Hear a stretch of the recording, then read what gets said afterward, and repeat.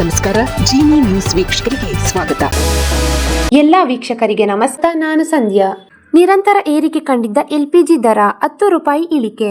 ನಿರಂತರ ಎಲ್ಪಿಜಿ ದರ ಏರಿಕೆಯಿಂದ ಕಂಗಾಲಾಗಿದ್ದ ಆಟೋ ಚಾಲಕರಿಗೆ ಕೊನೆಗೂ ದೊಡ್ಡ ನಿರಾಳ ಸಿಕ್ಕಿದೆ.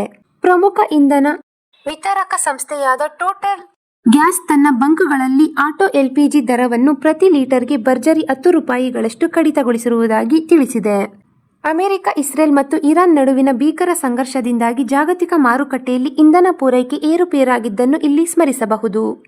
ಇದರ ನೇರ ಪರಿಣಾಮವಾಗಿ ಆಟೋ ಎಲ್ಪಿಜಿ ದರವು ಸರ್ವಕಾಲಿಕ ದಾಖಲೆಯನ್ನು ಬರೋಬ್ಬರಿ 100 ರೂಪಾಯಿಗಳ ಗಡಿಯನ್ನು ದಾಟಿತ್ತು.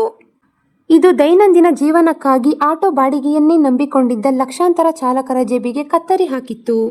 ಈಗ ಜಾಗತಿಕ ಪರಿಸ್ಥಿತಿ ತಿಳಿಯಾಗುತ್ತಿದ್ದಂತೆ ಇತ್ತೀಚೆಗಷ್ಟೇ ಹಂತವಾಗಿ 95 ರೂಪಾಯಿಗಳಿಗೆ ಇಳಿಕೆಯಾಗಿದ್ದ ದರ ಇದೀಗ ಮತ್ತೊಂದು ದೊಡ್ಡ ಕುಸಿತ ಕಂಡಿದೆ.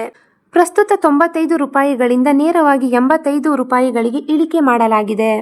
ಅಂತಾರಾಷ್ಟ್ರೀಯ ಮಟ್ಟದಲ್ಲಿ ಎಲ್ಪಿಜಿ ಸರಬರಾಜು ಮತ್ತು ಪೂರೈಕೆ ವ್ಯವಸ್ಥೆ ಸುಧಾರಿಸುವುದು ಹಾಗೂ ಮಾರುಕಟ್ಟೆಯಲ್ಲಿ ಇಂಧನದ ಲಭ್ಯತೆ ಹೆಚ್ಚಾಗಿರುವುದು ಈ ಬೆಲೆ ಇಳಿಕೆಗೆ ಮುಖ್ಯ ಕಾರಣ ಎಂದು ತಜ್ಞರು ತಿಳಿಸಿದ್ದಾರೆ.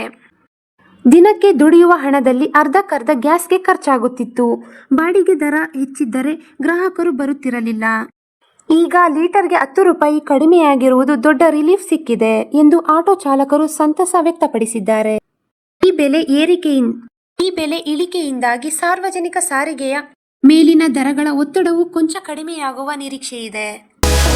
ಈ ದಿನದ ನಿರಂತರ ಸುದ್ದಿಗಳಿಗಾಗಿ ವೀಕ್ಷಿಸುತ್ತಿರಿ ಜೀನಿ ನ್ಯೂಸ್. ನಮಸ್ಕಾರ.